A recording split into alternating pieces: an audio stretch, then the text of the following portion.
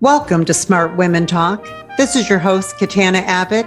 I'm a midlife millionaire coach and a certified financial planner, and I search the world for smart women and a few good men, including best-selling authors and thought leaders who are on that leading edge. So join us for conversations on money, business, health, and inspiration, so you can live with more purpose, passion, and prosperity. Hi, everyone. I'm Katana Abbott, and welcome to Smart Women Talk. Rosalind Carter once said, there are only four kinds of people in the world: those who have been caregivers, those who are currently caregivers, those who will be caregivers, and those who will need caregivers in the future. Well, that kind of sums it up for all of us, doesn't it? So to celebrate National Caregivers Month, and we're talking about how to prepare for care, whether it's for a loved one or for us, because we're all aging.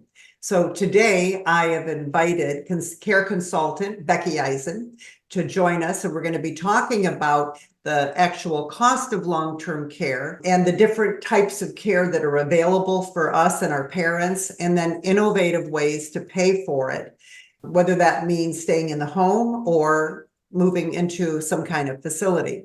So whether you are the designated daughter or whether you need a designated caregiver someday, our goal is to help you understand the costs associated with aging in place or moving somewhere else, how to evaluate the different living options that are available for you, and also how to avoid mistakes.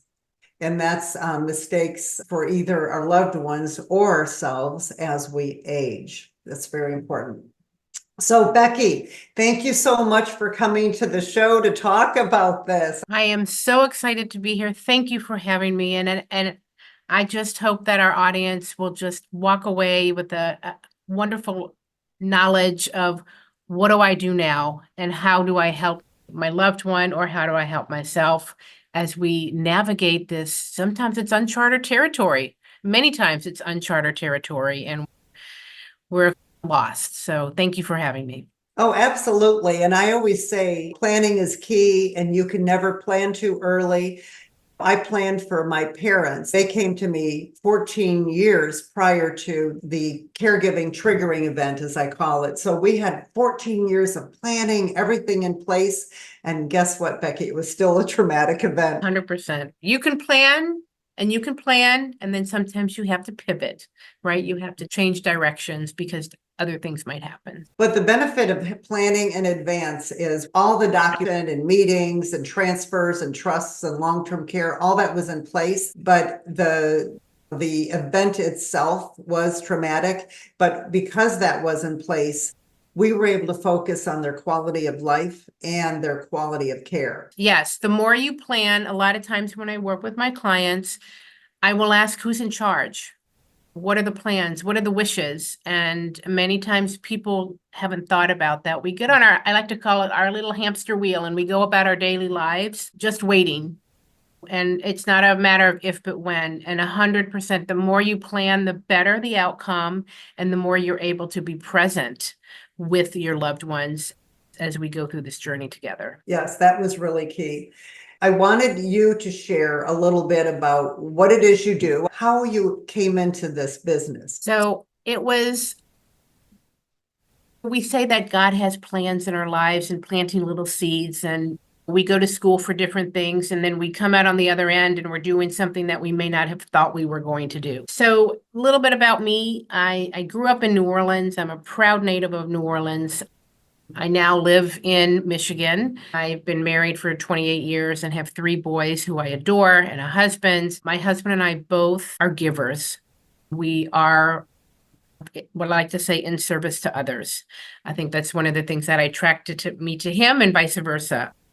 My mother was a social worker, so she was always giving back. And my father was an optometrist who many times, unbeknownst to me, if people couldn't afford their care, their eyeglasses, he would give it to them for free, or he would barter. Mm-hmm. And so I grew up with those values of helping others and giving back to others. I went to college, got an undergraduate degree in sociology. Then I decided to get my master's in business. So I went a little business route. Then as we continued to age, and I was up in Michigan, my father was ill. And so I was caregiving from afar. I was trying very hard to manage the situation. And those of us that experience caregiving from afar, it's a totally different ballgame, and you're relying on other people to care for your loved one. And my mother did the best she could. I relied on my brother and his girlfriend at the time, and they were amazing. But it was not the same as the daughter caring for her ailing father. Then I had a second experience of my mother coming up here after Hurricane Katrina, and she was not well, and I cared for her for a short time. I had a firsthand experience of what happens when a loved one goes into a nursing facility for skilled care and the loopholes that you have to jump through to get the best care for your loved one. It struck me as the system is not perfect, and it tagged me as, how could we do a better job? How could we do a better job of caring for our loved ones? So as I said, planting the seeds as we move forward. And I started off doing geriatric care management, which is a daughter in absentia, where I advocated for people. And in the world of geriatrics, there's not a lot of certifications that you can get. And I am a huge proponent of education and continuing to educate myself. And so my kids like to call it alphabet soup. I have a lot of initials behind my name. I am a certified dementia practitioner and a trainer, so I can train others to become a certified dementia practitioner, or CDP. I'm a certified senior advisor, which is an expert working with seniors and advising them appropriately on all levels of care. And I'm a board certified patient advocate, and proud to say that there's only 20 in the state of Michigan, and I'm one of them. My goal is to provide information to someone so they can make better decisions and thus better outcomes for their loved one. So you are a care consultant. Many times people promise their parents, I will take care of you and you'll never have to go to a nursing home, as most people call it. And most people don't go to a nursing home. In fact, 54% of people age in place. But there's a problem with that, is because when a woman promises and then she quits her job to be the caregiver, the stats a few years ago were she loses $350,000. That's average in income and promotions and Social Security credits and contributions to retirement plans. Women already take off quite often time with their children. And what are your thoughts about this idea? So often, I'm picking up from where you talked about, I promised my mom I would never put her into a nursing home. And the question that I propose to the family is, what do you think a nursing home is like? Because a lot of times that definition of nursing home is a little skewed because the loved one is thinking of maybe where their parents went. And I wouldn't want to go there either, to that nursing home. And so I proposed the question of, what do you think a nursing home is like? And did you know that there are many other choices besides a nursing home? And if you look at 15 years ago, we never talked about independent living, assisted living, memory care, a continuum of care, adult foster care. These terms were not part of our regular vocabulary. And now, in some areas, actually, there are too many facilities where there is a moratorium where you cannot build anymore because there's too many. And so before I start from the sense of you're not going against your mom's wishes, that nursing home that she's envisioning is not what we're going to talk about. We're going to talk about an alternative living environment, a facility that will meet her needs. And then we're going to go into what might that facility look like? Or if we're going to stay home, what is that going to look like for us? How are we going to afford the care? If mom chooses to stay at home, who's going to pay for that? How are we going to pay for that? And what are the realistic financial implications of staying at home? And to your point, a lot of times kids leave their jobs because they don't know what else to do, which in the short term might be a good solution, but in the long term, We hear a lot about caregiver burnout and caregiver fatigue, which could be a whole other show in and of itself, but it's real. And when you're tired and you're run down and you're not taking care of yourself, you cannot take care of another person effectively. That's why, right, when you're on an airplane, what do they say? You put your oxygen mask on yourself first and then the other person. So again, educating the family that the nursing home that your loved one was really talking about is not what we're talking about. It's not an equal definition these days. Have you had someone contact you because they just cannot do it anymore and they're burnt out? Yes, I have. And the first thing I typically say to the individual is, I'm so glad you called. Picking up the phone and asking for help is a really hard thing to do for anyone. Most of us are wired to be givers. We would be at your doorstep in a heartbeat if you needed help, but to pick up the phone and ask somebody else for help is very important to acknowledge. So acknowledging the individual that, thank you, I'm glad you reached out. Now let's talk about what we can do to help you. First thing I talk about is, are there other family members that might be able to help out to give you a break? Even if it's give you a weekend off. If the desire is to keep your loved one in the home, reaching out to other family members, sometimes they might not even be aware of the situation or understand the level of burnout. Because until you are doing the work, it's hard to explain the level of exhaustion that one might experience. And mistakes are made, right? When we're tired, generally speaking, we're not on our P's and Q's and we make mistakes. And the top reasons people end up in the hospital are because of a fall or because of a medication mishap. The other would be dehydration and urinary tract infections. But mistakes happen. And when somebody recognizes that they need help, there's, again, asking family members for help. That would be number one. Number two, reaching out to a caregiving organization. I prefer licensed caregiving organizations. In Michigan, there's no licensure for caregivers. It's like the Wild West. You're not overseen by any outside entity as far as how you're hiring your people, how you're training your people, what's the oversight, what happens if someone calls off, what's your backup plan. So hiring a organization that's bonded and insured is preferred. It is a little more expensive, but I believe it's well worth it, as opposed to someone that you're hiring privately and paying under the table, and unless you're going to give them a 1099 at the end of the year for tax purposes. The other option I look at is there are facilities that will take your loved one for what is called respite care. So that would mean you would move them temporarily into a furnished apartment, into an assisted living facility, and they could stay there for a week or so. So maybe you could take a vacation. And a lot of people don't know that. And it's in the interest of the facility, because sometimes people don't know what a facility is like, because you don't know what you don't know.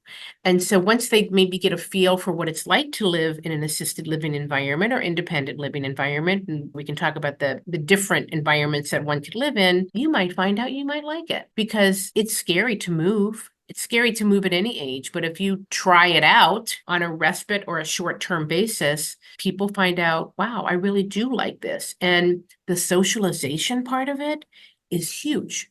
We don't realize how secluded we become because we want so badly to stay in our own home, but we're missing out on the social part. That was really brought to light during COVID.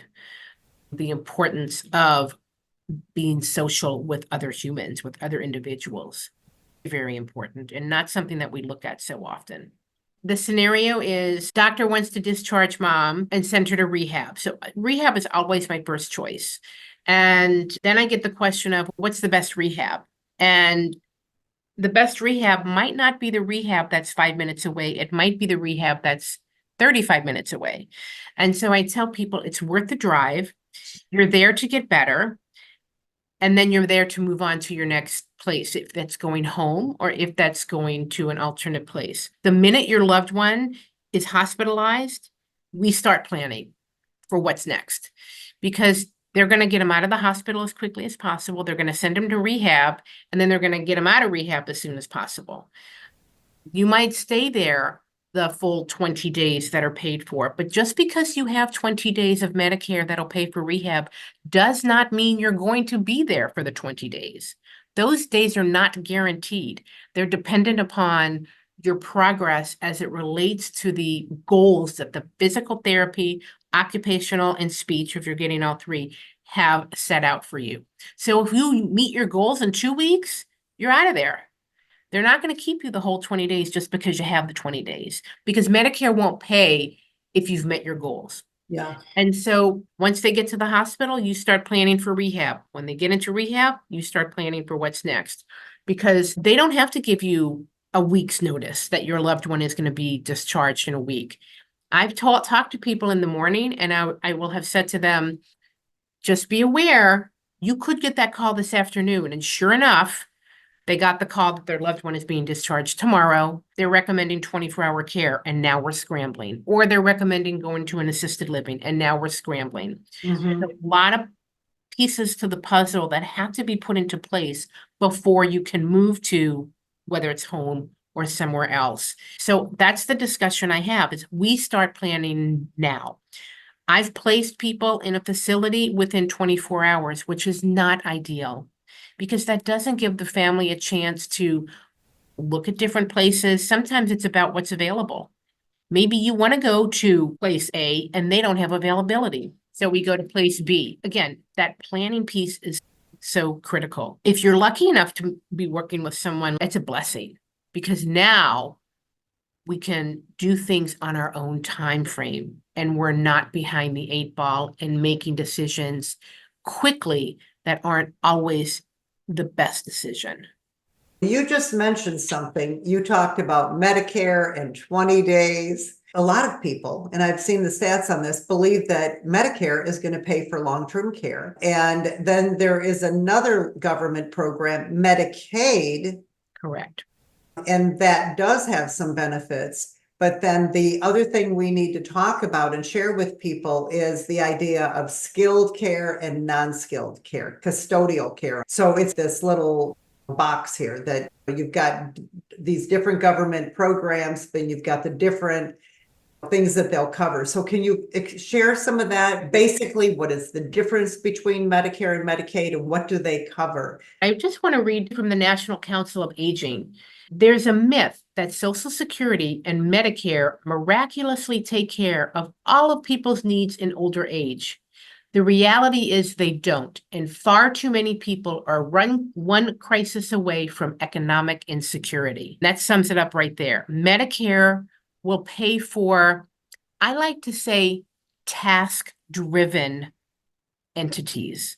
Medicare will pay for if you're hospitalized. Medicare will pay for when you go to a skilled care facility to get physical therapy and occupational therapy. Medicare will pay for when you go home for continued skilled care, occupational, and physical therapy. It's very task-driven. Someone comes in, does their job, and they leave. That's skilled care. Non-skilled care, or custodial care or companion care. My mom used to call it a sitter back in the day. But someone who's going to come in for a period of time, a length of time, to help you around the home with what we call activities of daily living and possible some housekeeping. So they will help you with some bathing, and if you need help going to the restroom or showering or getting dressed in the morning. They'll help you organize your medication. They're not supposed to dispense medication. That is for a nurse to do. So they will come in for, like I said, periods of time. Now, the nuance is they will typically not come in for less than 6 hours. What I'm talking about now is what is called non-skilled care or custodial companion care. Okay. That is private pay. That is either it's going to come out of your checkbook, it's going to come from a long-term care policy, or it's going to come out of some other, whether it's an annuity, and it's going to come out of your private funds, however you look at that. And it's going to be at least 6 hour minimum. If you can find somebody to come for less than 6 hours, you're lucky. And you're looking at an average rate of about $35 an hour. That is the average in the Metro Detroit area. Out in California, it might be upwards of $45 to $50 an hour. But it's, again, I'm going to stress, private pay. Medicare won't pay for that. And again, 6-hour minimum. And a lot of times people will say, I only need somebody to come in an hour in the morning and an hour in the evening. It's like looking for a 4-leaf clover in a football field. It's going to be really hard to find unless you can tack on a shift with a person who might be in the neighborhood and they're willing to come in for an hour here or an hour there, or they're willing to come in and make that commitment, but they might charge you $100 an hour because it's not going to be cost beneficial for them because they still get to make a living. And again, as I mentioned prior, you want to make sure you vet your agencies that you work with. Make sure that they're bonded, that they're insured. In Michigan, they're not going to be able to produce a license because there is no licensing available in Michigan. So you might want to ask them, how long have you been in business? And there's a checklist that I can provide certainly to our listeners of what do we look for if we're going to hire a private caregiver. And then there's also a checklist we can provide too of if we're going to look at an alternative living environment, what do we look for?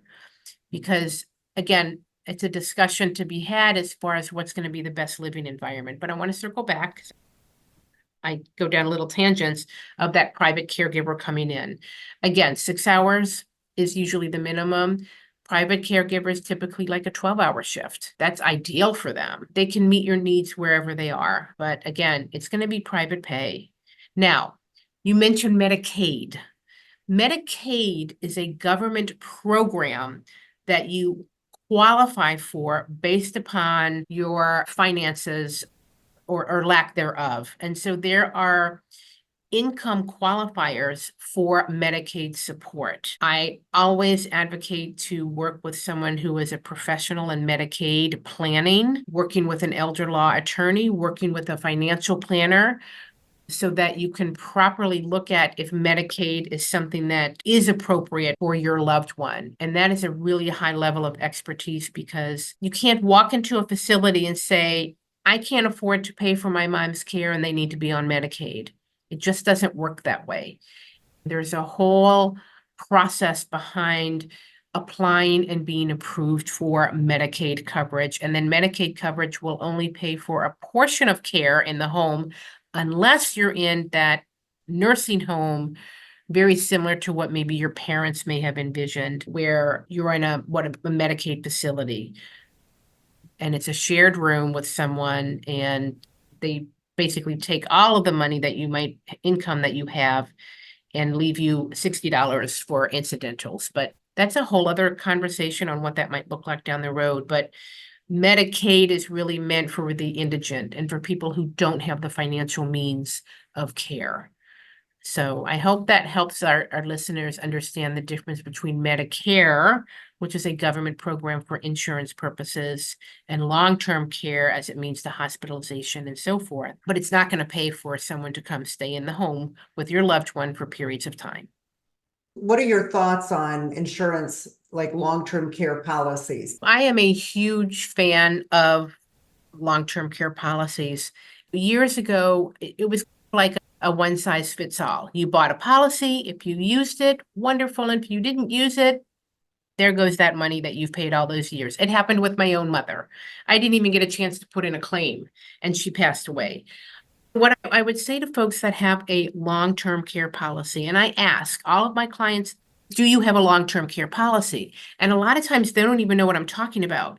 And so I will explain to them, this is not Medicare, because they'll say, I have Medicare or I have the Advantage plan. And I'm like, no, this is a separate policy. You would pay maybe every quarter or every 6 months, or maybe you pay annually. And it's a big chunk of money, but it helps pay for care. And then some will say, oh, yes, I have that. And I will want to see their face sheet, right? There's lots of different policies out on the market. I would want to know what's on what you call a face sheet. So basically a snapshot of their benefits. And a lot of times people will have a cap on their benefit. Maybe their benefit cap will be $350,000. And they're like, we don't want to use that yet. And my response would be, what are you waiting for? Because it is an absolute process to put a claim in. They're not going to email you the information. They're going to snail mail it to you. They're going to stretch this policy out as long as possible because the insurance companies really don't want to pay you, right? They're in the business to make money, not give it out. And so my job as an advocate is to help get these policies open. And you got to put in a claim, and then you have a nurse comes out and assesses. You qualify for your claim under two umbrellas, either cognitive decline, meaning you have a diagnosis of some type of dementia, and there are different types of dementia, or you qualify under your activities of daily living, your inability to do your activities of daily living independently, toileting, bathing, dressing, transferring, and meals. What's interesting is it doesn't cover what you can look it up, the IADLs, which are called instrumental activities of daily living, which are the things that you do to do your ADLs. For example, meals. If I had a client who had macular degeneration and could not see, he was blind. So he couldn't prepare his meals because he couldn't see. But that's not an ADL. But he could feed himself. So that doesn't count that you can't see. So again, it's educating, how do you qualify? And then it's sending in the paperwork to open the policy and staying on top of the insurance company. And from experience, some insurance companies are much easier to deal with than other insurance companies. But you need to make sure that those I's are dotted, those T's are crossed. If you forget to check a box, they're going to kick it out. They're not going to accept it, and they're going to drag it out as long as possible. Now, the beauty is once you get it open and you continue to need the care, then it's going to pay out, whether it's the one-time check and it's easy and they send directly to the client, or you have to send in your receipts that you've paid your caregiving organization and they have to send in receipts. And there's a lot of paperwork, and it's a process, and it can sometimes take upwards of 6 months to a year to open up a policy. I haven't run into that, but I myself personally with the companies I've used, but I just recently helped someone where the insurance company didn't want to pay, and it had to do with the facility not documenting what was being done. Correct. Because they needed to document those ADLs. Correct. And the cognitive decline, and it was not documented, so they're starting all over now. Yes. And now you have to go backtrack. And so it's a lot of work. And then typically once you get your policy open and it's in effect, you don't pay your premiums anymore. So that's another big bonus, is that the premiums are typically waived once that policy is open. They'll recertify you every 6 months or every year. They'll send somebody out to make sure you still need the level of care that you're indicating that you need.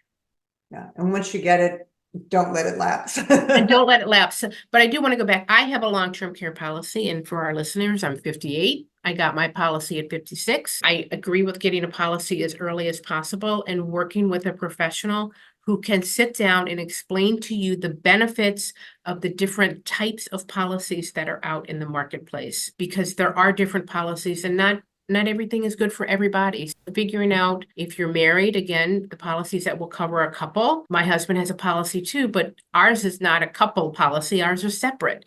Had I known at the time, I might have gone down that avenue, but I didn't. I would work with a professional. And I work with all the different companies out there. And there is a company that's been offering the couples policy for years, but it's reimbursement. So I waited until one of my favorite long-term care companies that pays indemnity. And also, if you don't use it, the kids get the money that you put into it. They just came out recently, a year ago, with the Care Together. One policy, one spouse can use it, another one can use it. They can use it both together.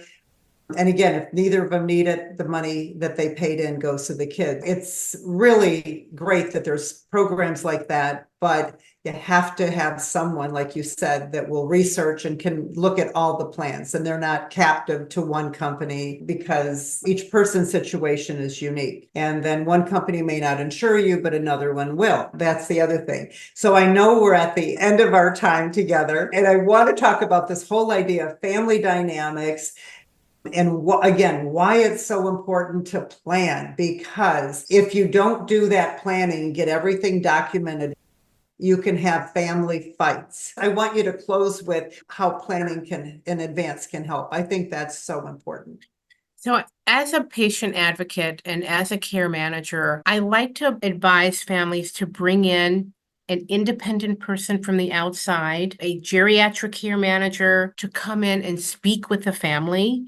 Because when you have an outside third party come in, first of all, it takes a little bit of pressure off each individual and whatever role they're playing. And as a care manager, and there are several care managers in our metro area, and we work very closely together, I can look at it from a peripheral view and really give input on what is going to be the best scenario here. I don't advocate to go to court and have a court-appointed individual, because once you start getting hooked up in the courts, then you have another level of reporting that you have to provide. And it really just creates, again, another hoop that you have to jump through to provide proper care. Because at the end of the day, while we might not always agree as a family, what we can agree on is we want the best care for our loved one.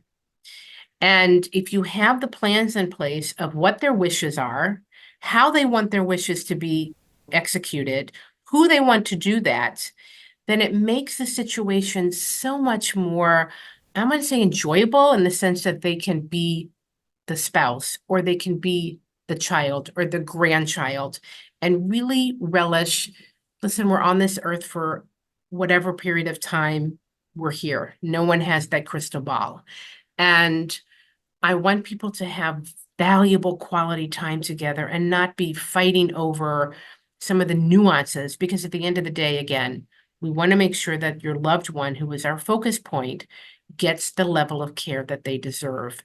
And having an independent person come in can really help maybe smooth it out and provide that guidance and support, and take a little bit of pressure off of, like I said, off of the family, because this is my wheelhouse. This is my expertise. I'll close it with, I say to families, when your kids are little, you send them to a pediatrician. You send them to a pediatrician because they're an expert working with children.